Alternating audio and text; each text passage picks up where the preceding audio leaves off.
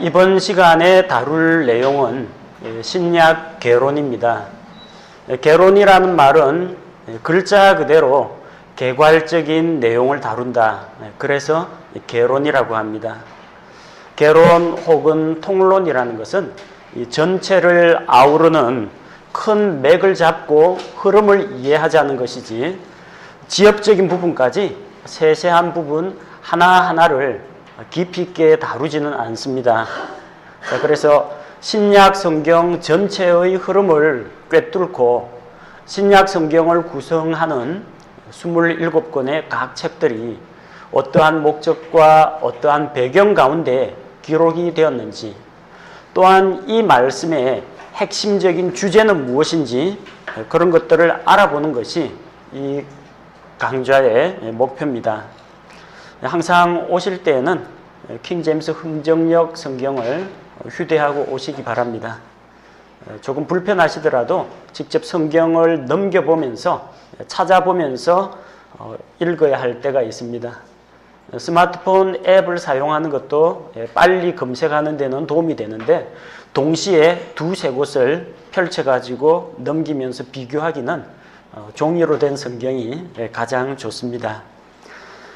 그리고 이 강좌의 주 교재는 해럴드 윌밍턴이 지은 윌밍턴의 본문 중심 성경 연구, 그 중에서 신약편, 이분이 지은 책 가운데 이제 구약편, 신약편, 교리편 이렇게 세 부분으로 나뉘어지는데요. 국내에 나침반 출판사에서 번역이 되어 가지고 들어와 있습니다. 내용이 아주 근본주의 또 보수주의적인 그런 입장에서 어떤 개인의 주관이나 편견에 치우치지 않도록 객관적으로 잘 서술한 책 중 하나라고 볼 수 있습니다. 그리고 그 이외에 이제 수업 시간에 배포해 드리는 각종 자료라든지 뭐 참고 자료, 지도 이런 것들이 있는데, 그런 것들도 여러분이 함께 참고하시면 되겠습니다. 본 강좌의 과제물은 신약 개론이니만큼 이번 한 학기 동안에 신약 성경 전체를 한 번 이상 통독하는 것을 목표로 하겠습니다. 신약 개론을 배웠다라고 하는데 주마강산식으로 대충 겉핥기만 배우는 것이 아니라 직접 자기 입으로 성경 말씀을 읽어보는 것이 필요하다고 생각합니다. 그래서 읽었는지 안 읽었는지는 누가 알고 있겠습니까? 본인 스스로가 알고 있고 하나님께서 알고 계십니다. 그래서 마지막 기말, 학기말 시험 때 기말고사 시간에 답안지 맨 아래쪽에 신약 성경 1회 다 통독하신 분은 다 읽었습니다. 그렇게 적으시면 되고요. 반 읽으신 분은 50% 읽었습니다. 그렇게 기록을 하시면 됩니다. 50%가 안 되시는 분은 어디를 읽었는지 기록으로 남겨주시면 반영하도록 하겠습니다. 자, 평가 방법은 전체 100점 기준으로 해서 출석 기본 10점, 과제물 10점, 그리고 시험이 80점입니다. 시험이라고 하니까 이제 나이 드신 분들이 조금 부담스러워하는 그런 경향도 있습니다. 그런데 사실 이 강좌보다도 더 재밌는 것이 시험 보는 날이 제일 재밌습니다. 시험 보는 그 주간에 전부 이제 카카오톡 서비스를 통해 가지고 채팅방에 모여 가지고 문제 누가 출제하고 답하고 출제하고 답하고 그렇게 밤새는 줄도 모르고 열심히 시험 공부하는 분들이 많습니다. 또 대부분 그렇게 해서 또 시험에 또 많이 출제가 되고 합니다. 시험 당일도 참 재밌습니다. 서로 이제 물어보기도 하고 공부한 거 나누기도 하고 그날 시험 본 내용에 대해서 서로 내용을 정답을 맞춰보고 또 그러면서 또 깨달은 점 다시 이야기하고, 분명히 들은 내용인데 깜빡 잊고 있던 내용들 다시 정리하는 그런 좋은 기회가 되기 때문에 시험이 상당히 중요합니다. 이 시험을 안 보면요, 긴장이 다 풀어집니다. 와가지고 그야말로 청강하는 게 돼버려요. 와서 듣고 가고 하는 그런 정도에 그쳐버립니다. 시험을 본다라고 하면은 적어도 그동안에 배웠던 내용에 대해서 정리하고 복습하는 그런 시간을 가질 수 있기 때문에 시험은 꼭꼭 넣습니다. 그것도 중간고사, 기말고사 이렇게 두 번만 보면 시험 범위가 아주 많아집니다. 시험에 대한 부담을 덜어드리기 위해서 3주간 강의하고 4주째 시험 보고 또 3주간 강의하고 그 다음 주에 시험 보고 이런 식으로 구성합니다. 그리고 시험을 일찍 마치면 그날은 여유가 있으니까 같이 이제 교재도 나누고 다과도 나누고 그러는 시간으로 가지면 좋겠습니다. 그래서 본 강좌는 오늘 3월 14일부터 시작을 해서 마지막 강좌가 중간에 현충일이 한번 끼어 있기 때문에 한 주가 연기가 되었습니다. 7월 4일 날 학기말고사 보는 것으로 마무리가 됩니다. 신약 성경의 각 책들을 다 다루게 되는데요. 첫 번째 주에는 신약 성경의 개요와 또 신약 성경에서 정경이란 무엇인가 이런 내용으로 다루게 됩니다. 그리고 보시면 아시겠지만 그 나머지는 전부 성경책으로 기록이 되어 있습니다. 마태복음, 마가복음, 누가복음, 요한복음, 그리고 사도행전, 그 이후에 나오는 서신서, 그리고 요한계시록 이렇게 구성이 되어 있는데 어떤 책들은 한꺼번에 묶어가지고 다루기도 하고요. 어떤 책들은 나누어가지고 다루기도 합니다. 자, 과연 지난 학기 때 요한계시록 배우는데 한 학기가 걸렸는데 이걸 1시간 만에 요한계시록을 다룰 수 있느냐? 마태복음이 1장부터 28장까지 있는데 과연 이걸 1시간 만에 끝낼 수 있느냐? 그래서 개론이라고 하죠. 개론 통론이기 때문에 가능합니다. 이전에 제가 강론한 구약개론, 창세기도 예레미야도 1시간 안에 다 끝냈습니다. 그러니까 각 부분에 대해서 세세한 것을 다루는 것이 아니라 성경의 기록 목적과 수신 대상자와 또 핵심 아이디어가 무엇이고 그 중에서 우리가 주목해야 할 만한 장이나 구절이 무엇인지 그런 맥을 짚어주는 그런 방식으로 진행하기 때문에 크게 염려하지 않으셔도 됩니다. 또 구체적으로 조금 더 깊이 배우기를 원하신다. 그러면 마태복음 같은 경우에는 이번에 창세기 강의 끝나고 나면 수요 강의 시간에 마태복음에 대해서 아주 구절별로 다룰 테니까 그런 성경 구절별 강의를 참고하시면 되겠습니다. 자, 개괄적으로 과목에 대한 소개를 마쳤고요. 이번 시간은 첫 시간인데 신약 성경의 개요에 대해서 살펴보도록 하겠습니다. 성경은 크게 나누면 구약 성경과 신약 성경으로 나뉩니다. 구약, 신약 할 때 그 약이 뭐냐면요. 약속이라는 뜻입니다. 언약이라는 뜻입니다. 근데 우리가 일반적으로 약속이라고 할 때 promise라고 그러죠. 여기서는 promise가 아니고 뭐라고 되어 있어요? testament라고 되어 있습니다. 구약은 Old Testament, 신약은 New Testament라고 합니다. 원래 이 testament라는 단어는 본래 의미가 어떤 사람이 죽기 전에 남기는 유언을 말합니다. 그래서 다른 일부 번역에는 구약을 옛 유언, 신약을 새 유언이라고 번역하기도 합니다. 유언이라는 말은 죽기 전에 남아있는 유족들에게 자기의 뜻을 전달하고 물려줄 거 물려주고 그런 걸 유언이라고 그러죠. 그래서 이 테스트먼트라는 말은 유언이라고 번역하기도 하는데 왠지 이렇게 하면요. 유언하면은 무슨 사람 죽을 때 남기는 말 그런 식으로 들리기 때문에 다른 번역으로 상속 언약이라고 합니다. 언약은 언약인데 누가 죽고 나면 그 죽음을 대가로 해서 나오게 되는 그 상속 언약을 말합니다. 신약은 새 상속 언약입니다. 구약은 옛 상속 언약입니다. 새 상속 언약의 내용은 무엇이냐? 구약을 대체하는 새로운 약속이 우리에게 주어졌음을 선포하는 것입니다. 히브리서 10장 8절 9절에 보면은 구약 시대에 있던 그런 율법들이 불완전하다는 것을 보여줍니다.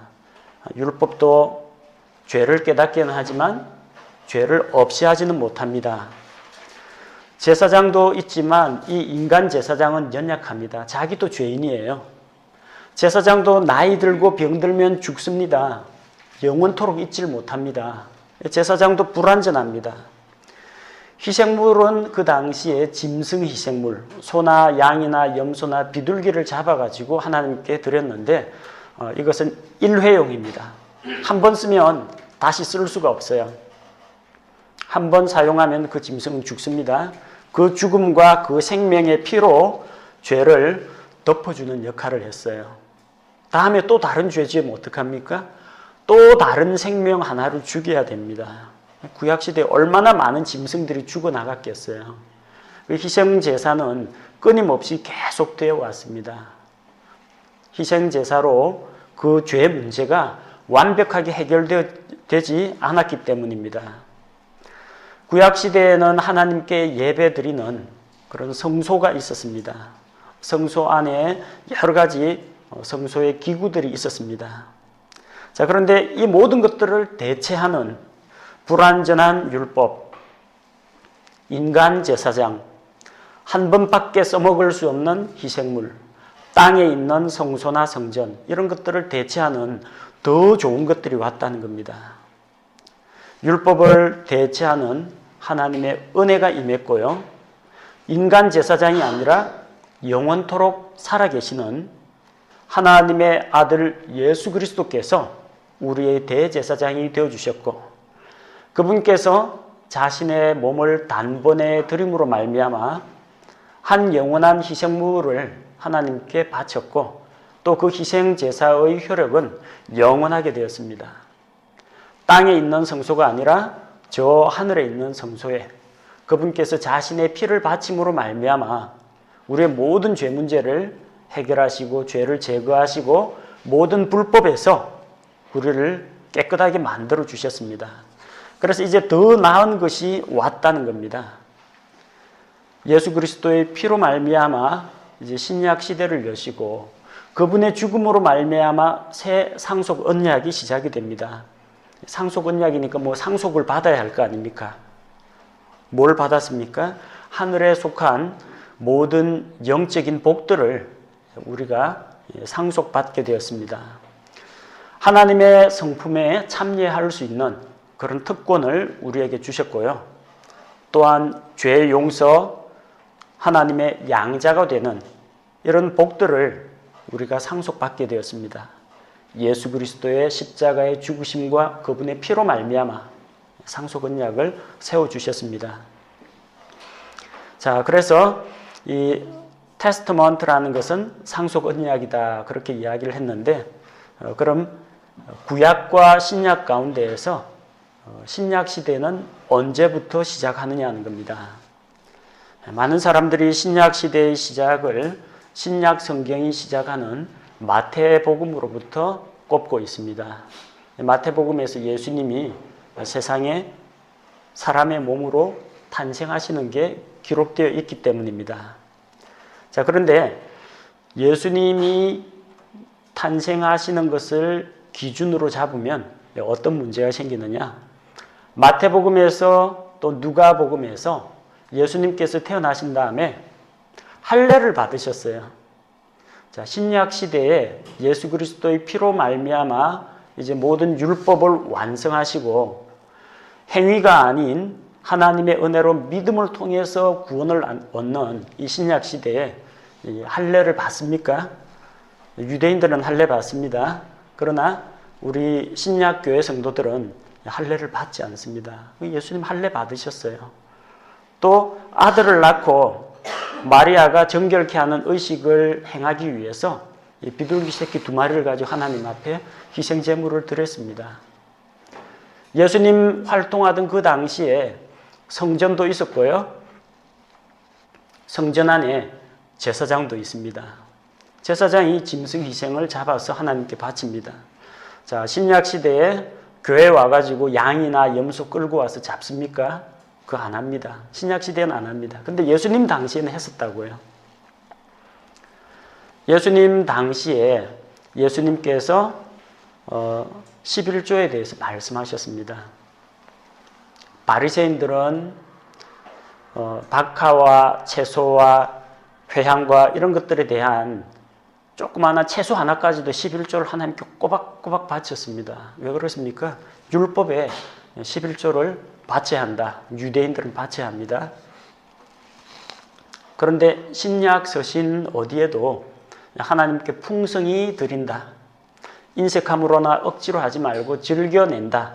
그런 표현은 있어도 정확하게 10분의 1을 바치라는 내용은 이 서신서에 나오지 않습니다. 신약교회에 성도들에게 그렇게 말씀하신 적이 없습니다. 예수님 그 당시는 제사장도 있고 성전도 있고 제사장도 일 안 하고 하나님을 섬기는 일로 먹고 살기 때문에 또 그들은 유대인이기 때문에 예수님께서 이것도 행하고 저것도 버리지 말아야 할지니라. 11조도 하고 11조의 근본 정신, 율법의 근본 정신도 잊지 말아야 한다. 두 가지를 같이 말씀하셨어요. 예수님 그 당시는 여전히 구약시대였다는 것을 알 수가 있습니다.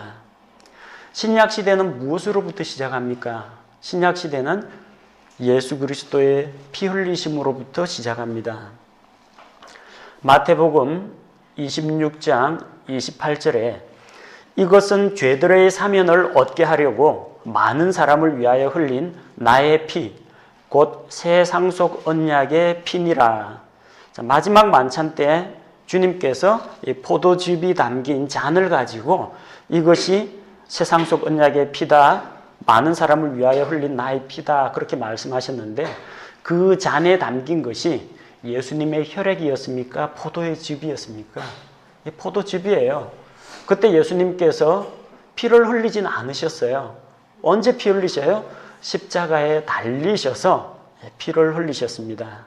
마지막 만찬 때에는 아직 주님께서 피를 흘리지 않으셨습니다. 상속 언약은 피로 세웁니다. 구약시대에 이집트에서 나와서 출애굽해서 시내산에서 율법을 받아가지고 백성들 앞에서 율법의 말씀을 읽어 들려주고 하나님과 이스라엘 백성 사이에 언약을 세울 때 짐승을 잡아서 그 피를 뿌렸습니다. 그래서 그 언약을 확정했습니다. 너희가 하나님의 백성인 것과 또한 너희가 하나님의 백성으로서 이 율법의 모든 말씀을 지켜 행할 것이니라. 그렇게 언약을 맺었습니다. 짐승의 피 위에 세워진 게 구약입니다. 신약은 무엇입니까? 새 상속 언약은 예수 그리스도의 피로 말미암아 세워집니다.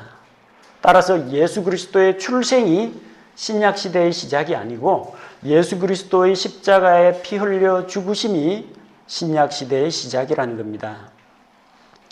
신약은 새 상속 언약이라고 했죠. 상속 유언입니다. 자, 일반적인 유언을 생각해 봅시다. 어떤 사람이 내가 죽거든 집은 누구에게 주고 재산은 누구에게 몇 대 몇으로 나눠주고 그 다음에 저기 있는 산지 논과 밭은 누구에게 어떻게 배분하겠다 유언장을 다 집필했습니다. 녹음도 했고요. 변호사의 공증도 받았습니다. 금고에 잘 보관되어 있습니다. 어느 날 아들들이 찾아와 가지고 아버지 그 재산을 나눠주십시오 하면 안 나눠줍니다. 아니, 유언장에 우리한테 준다고 돼 있지 않습니까? 유언장이 기록되어 있지만 아직은 안 됩니다. 그 유언장은 언제 효력을 발휘합니까? 유언한 사람이 죽어야만 효력을 발휘합니다. 상속 유언을 한 사람이 죽어야만 유언장대로 집행이 됩니다. 그때까지는 이건 아직까지 보류된 상태예요. 죽으면 유언대로 집행이 됩니다. 새 상속 언약 역시 마찬가지입니다. 히브리서 9장 16절 17절 말씀을 보면 상속 언약이 있는 곳에는 또한 반드시 상속 언약하는 자의 죽음이 필히 있어야 하나니 상속 언약은 사람들이 죽은 뒤에라야 효력이 있고 상속 언약하는 자가 살아있는 동안에는 아무 힘이 없느니라. 상속 유언하는 자가 죽어야만 효력을 발휘합니다. 따라서 신약 시대는 예수 그리스도께서 십자가에 달려서 새 상속 언약의 피를 흘리시고 죽으신 후에 부활하시고 승천하셔서 그 피를 가지고 하늘에 있는 지성소 하나님 앞에 드린 이후부터 신약 시대가 시작이 됩니다. 자, 그래서 신약 성경을 우리가 배운다라고 할 때 이런 개념을 기억해 두시기 바랍니다. 신약은 새 상속 언약이다. 새 상속 언약의 시대는 언제부터 시작하느냐? 예수 그리스도께서 십자가에 달려 피 흘려 죽으심으로 말미암아 새 상속 언약의 시대가 시작이 된다. 그렇게 이해하시면 됩니다. 자, 우리가 신약 개론을 공부합니다.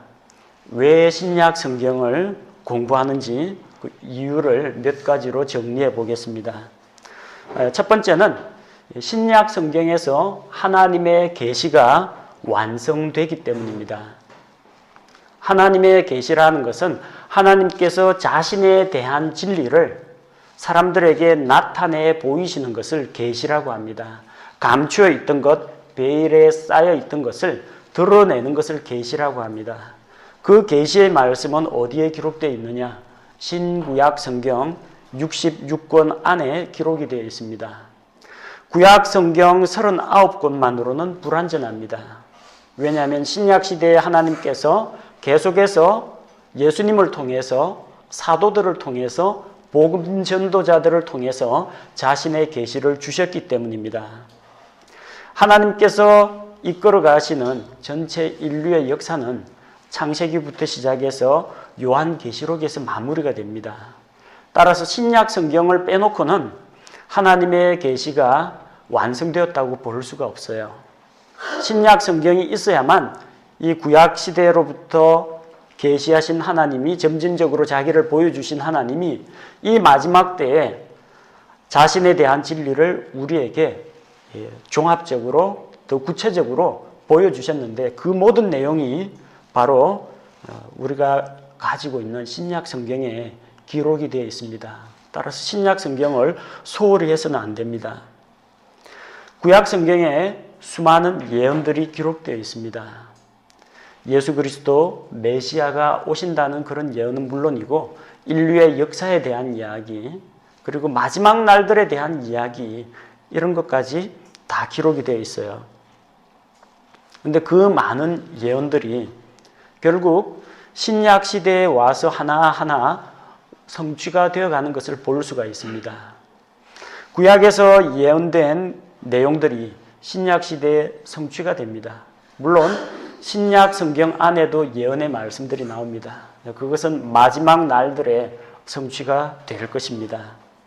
따라서 구약만 붙잡고 있으면 하나님께서 예언의 말씀을 주신 것은 아는데 이것이 과연 오늘날 어떻게 적용되고 이루어졌는지는 알 수가 없어요.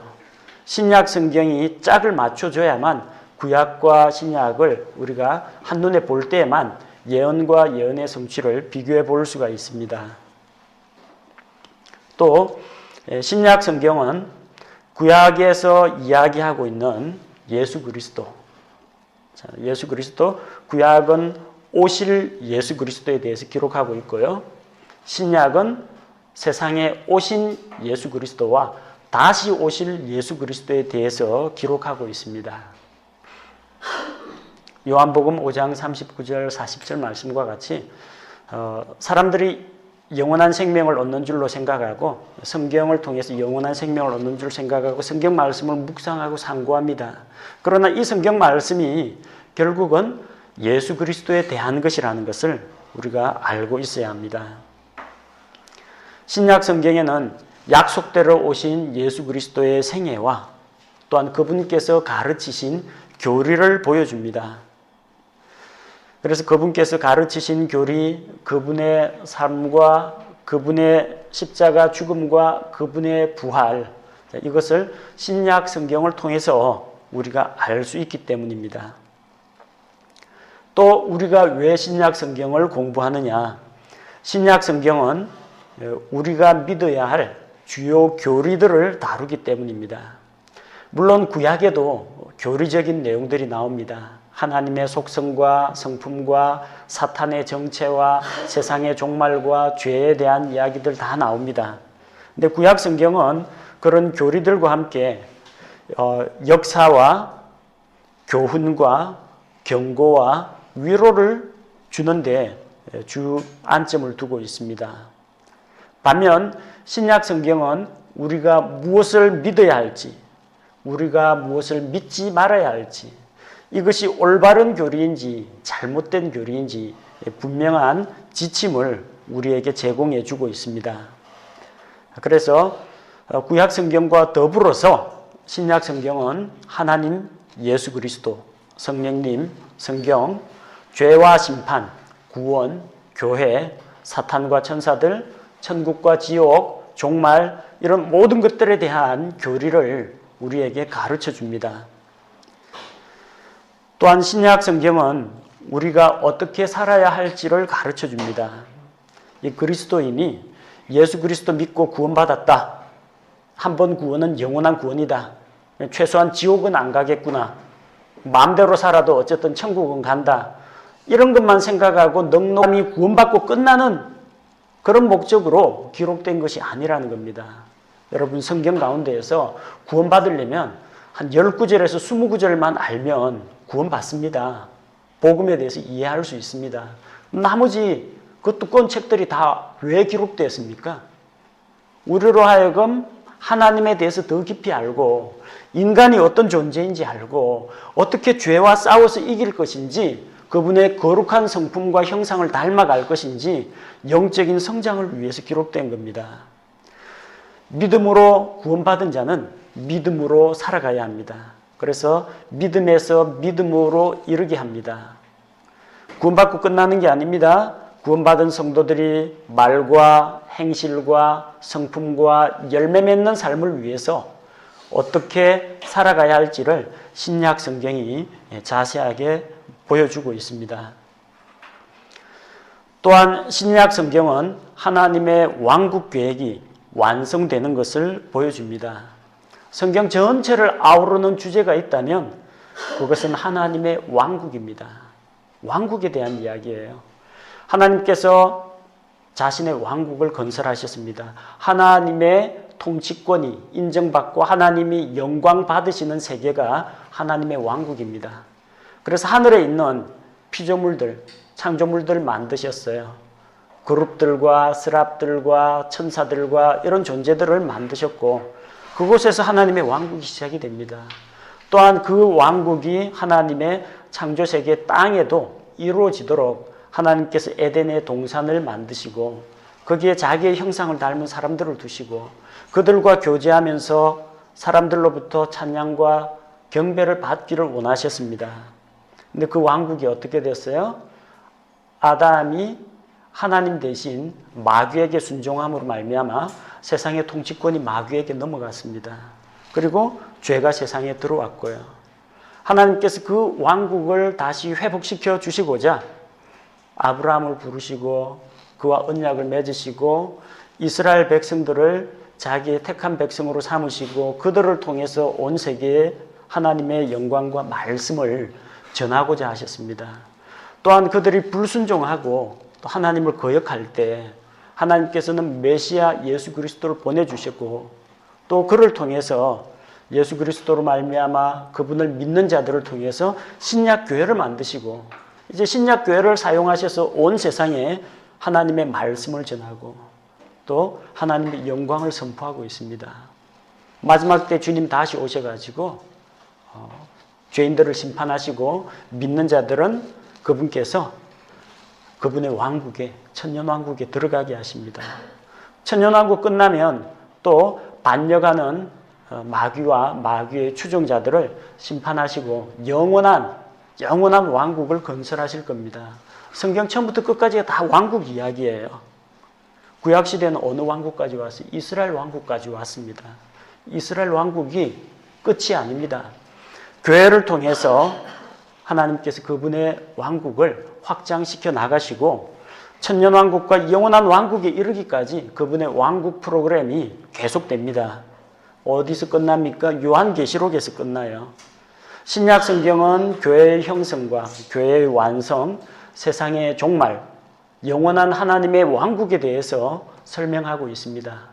따라서 신약 성경을 빼놓고는 성경의 전체 주제인 왕국에 대해서 이해할 수가 없다는 겁니다.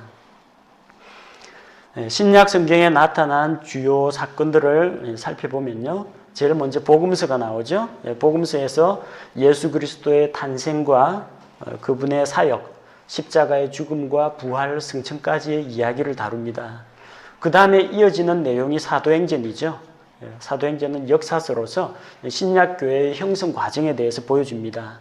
오순절 성령 강림으로 신약교회가 시작되고 복음이 확산되어 나가는 것을 보여줍니다. 그래서 각 곳에 교회가 세워지고 그 교회들에게 말씀에 기초한 믿음을 갖고 또 그 믿음 가운데 굳건히 설 수 있도록 서신서들이 기록되어 있습니다.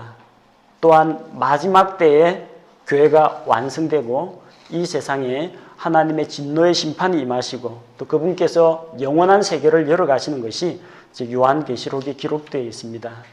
신약 성경이 바로 이와 같은 전체적인 인류 역사를 다루고 있는 겁니다.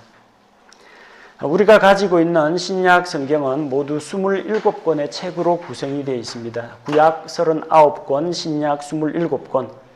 장수로 따지면은 260장입니다. 종이 낱장을 말하는 게 아니고요. 챕터 1장, 2장, 3장, 그 마태복음은 28장까지 있다 할 때 그 장을 말합니다. 신약 성경 전체는 260장으로 구성되어 있고 7,957절로 구성이 되어 있습니다.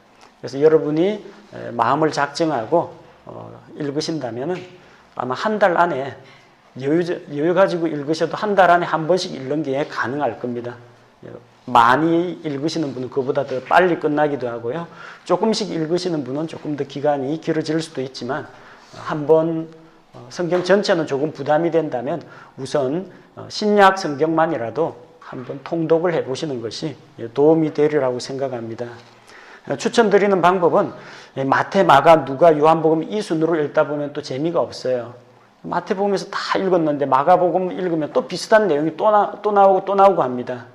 요한복음은 조금 다르지만 마태, 마가, 누가는 내용이 겹치는 부분, 중복되는 부분들이 많습니다. 그래서 복음서 한번 읽고요. 그 다음에 뭐 사도행전, 서신서 읽다가 다시 마가복음 읽다가 나머지 서신서 읽어나가고 이런 식으로 읽어나가시는 것이 또 부담이 없고 또 재미있게 읽을 수 있으리라고 생각합니다. 자, 신약 성경을 크게 나누면 복음서, 역사서, 서신서, 예언서 이렇게 나눌 수가 있습니다. 복음서는 예수 그리스도의 생애와 사역에 대한 기록입니다. 그래서 4권의 복음서가 있죠. 마태복음, 마가복음, 누가복음, 요한복음 이렇게 4편의 복음서가 있습니다. 그 가운데 마태, 마가, 누가 이것을 공관복음이라고 합니다. 왜냐하면 이 동일한 관점 하에서 예수 그리스도에 대해서 조명하고 있기 때문입니다. 요한복음은 조금 성격이 독특합니다. 요한복음은 이미 완성되어 있는 신약교회 성도들을 대상으로 기록하고 있기 때문에 다른 복음서와는 약간 차이가 있습니다. 그 다음에 신약 성경 가운데에도 역사서가 있죠. 교회의 성립과 또 형성 과정에 대해서 기록하고 있는 사도행전이 역사서에 해당됩니다. 그리고 서신서가 21권이 있습니다.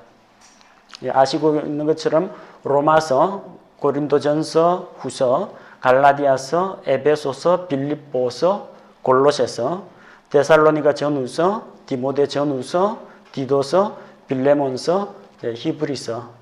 학자들 사이에는 히브리서에 대해서는 논란이 있습니다. 히브리서가 바울을 기록한 것이냐 아니면은 일반 서신이냐, 바울 서신에 넣느냐, 일반 서신으로 넣느냐 어떤 책들 보면은 각기 서로 다르게 표기되어 있는 것이 보이는데 궁금하시면 여러분 가지고 있는 킹 제임스 성경 히브리서 한번 읽어보시면 저자가 누구인지 아마 알 수 있으리라고 생각합니다. 나중에 히브리서의 저자 문제에 대해서는 별도로 정경 부분에서 다루도록 하겠습니다.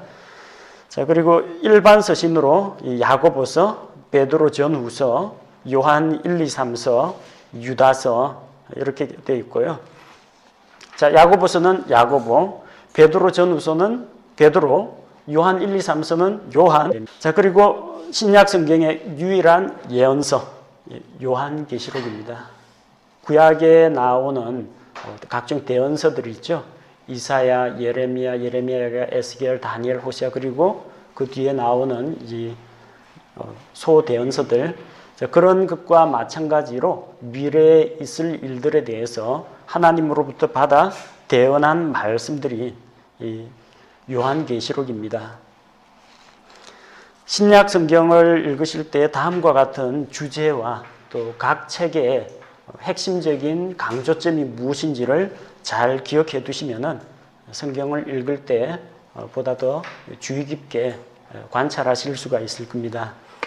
자, 마태, 마가, 누가, 요한복음은 복음서로 이제 역사를 다루고 있습니다. 주제는 역사인데 마태복음에서 강조하고 있는 것은 왕으로 오신 예수 그리스도입니다. 유대인의 왕으로 오신 이가 어디 계시뇨? 아브라함의 자손이시요 다윗의 자손이신 예수 그리스도의 세대에 대한 책이라. 왕이신 예수 그리스도가 강조됩니다. 다윗의 자손이여 나를 불쌍히 여기소서. 이 표현들 보면요, 왕국에 대한 이야기가 중심 주제입니다. 마가복음은 종으로 오신 예수 그리스도, 능력 있게 행하시는 하나님의 사역자, 종으로서의 예수 그리스도를 강조하고 있습니다. 그래서 마가복음은 뭐 출생이니 족보니 뭐 이런 이야기 안 나옵니다. 마가복음 1장부터 바로 사역이 시작이 됩니다. 일을 하시는 그리스도가 강조가 되어 있고요. 누가복음은 사람의 아들이신 예수 그리스도, 예수님의 인성이 특히 강조되어 있습니다. 예수님 어린 시절 그 친인척 관계, 그리고 출생 과정, 이런 것에 대해서 상세하게 묘사가 되어 있고요. 족보조차도 사람인 마리아 계열의 족보가 기록이 되어 있습니다. 마리아 계열 족보가 쭉 올라가서 아담에게까지 거슬러 올라가는 형식으로 기록이 되어 있습니다. 그리고 자주 이제 사람의 아들 예수 그리스도에 대해서 그렇게 부르고 있습니다. 예수님 자신이 자기를 가리켜서 인자, 사람의 아들이 올 때, 사람의 아들이 온 것은, 그렇게 부르고 계십니다. 요한복음은 하나님의 아들이신 예수 그리스도를 다룹니다. 출생 과정 그런 거 안 나옵니다. 처음부터 계신 하나님의 말씀, 그리고 이 말씀은 곧 하나님이시다, 이런 선포로 시작이 됩니다. 사도행전은 예수님께서 약속하신 성령님을 기다리다가 사도행전 2장에서 오순절 성령 강림과 함께 신약교회가 형성되는 것, 그리고 이 교회가 핍박을 받으면서 흩어졌다가 흩어진 곳에서 다시 복음을 전하고 복음이 예루살렘과 온 유대와 사마리아와 이방인들에게까지 전달되는 과정을 그리고 있습니다.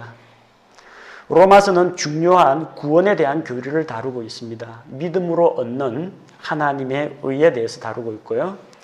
고린도전서 후서는 교회에 대한 이야기입니다. 고린도전서에서는 그리스도인으로서 어떠한 삶을 살아야 하느냐, 일상생활에서나 교회 생활에서나 삶의 모습에 대해 다루고 있고, 고린도 후서는 크리스찬 사역에 대한, 사역자들에 대한 이야기가 나옵니다. 갈라디아서 역시 로마서와 마찬가지로 믿음으로 의롭게 된다, 행위나 율법이 아닌 믿음이라는 것을 강조하고 있습니다. 자, 에베소서, 빌립보서, 골로새서, 그리스도의 몸인 교회에 대한 이야기입니다. 에베소서에는 그리스도 안에 있는 신자의 위치, 우리의 신분이 무엇인가가 강조되고 있고요. 빌립보서는 그리스도 안에 있는 신자의 태도, 감사하고 기뻐하고 즐거워하고 승리하는 삶에 대해서 다루고 있고, 골로새서는 그리스도 안에 있는 신자의 완전함, 예수 그리스도 안에 있는 모든 완전한 것, 충만한 것이 이미 우리에게 주어졌고 머리이신 예수 그리스도로부터 우리가 힘을 공급받아 모든 지체가 힘을 얻고 성장한다는 것을 이야기하고 있습니다. 데살로니가 전후서는 종말에 대한 이야기입니다. 그래서 데살로니가 전서에서 그리스도의 재림에 대해서 묘사하고 그 구체적인 재림의 모습과 절차에 대해서 데살로니가 후서에 기록하고 있습니다.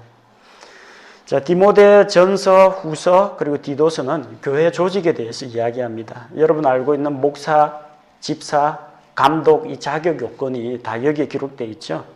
디모데 전서는 목회자가 교회에서 어떻게 행할 것인가. 디모데 후서에서는 하나님의 종인 이 사역자들에게 부과된 책무에 대해서 다루고 디도서에서는 건전한 교리와 또 바른 행실의 필요성을 역설하고 있습니다.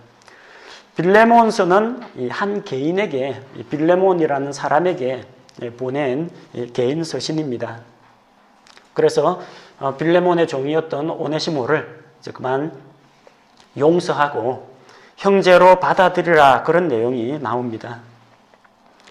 히브리서는 구원에 대한 이야기인데 그리스도의 뛰어나심과 그리스도인의 삶이 어떠해야 하는지 목표를 향해서 우리가 나아가야 하는 그리고 이미 구원받은 우리가 거룩함과 완전함에 이르도록 나아가야 하는 그런 그리스도인의 삶에 대해서 다루고 있습니다. 자, 야고보서나 베드로전서나 고난의 문제를 다루고 있습니다. 성도들을 위로하고 격려하는 내용입니다. 야고보서에서는 믿음의 열매로 나타나는 선한 행실, 행위 구원 아닙니다. 자, 내가 믿음이 있다면 행위가 자연히 뒷받침되고 따라오는 것이 정상이다. 그것을 보여주고 베드로전서에서는 우리 성도들에게 고난이 있다는 것과 고난 가운데에도 우리가 어떻게 할 것인가 바른 행실로 선한 감정을 드러내고 고난받는 것을 오히려 기뻐하고 그를 통해서 연단받는 것이 필요하다는 것을 나타냅니다. 자, 베드로 후서에서는 이 복음이 전해진 복음이 확실하다는 것과 마지막 주의 날, 심판의 날에 대해서 경고하고 있습니다.